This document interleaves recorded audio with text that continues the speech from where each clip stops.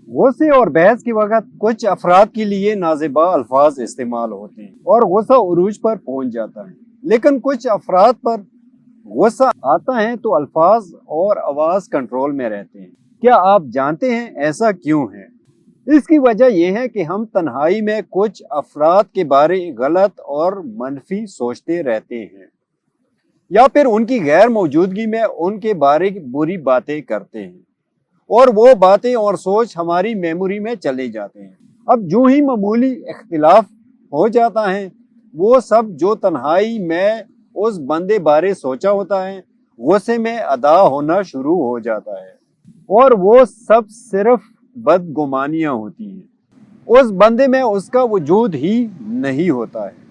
इससे इस सूरत बचा जा सकता है कि तन्हाई में या फिर महफिलों में किसी की बुराई की बजाय उनकी अच्छी बातों को याद किया जाए।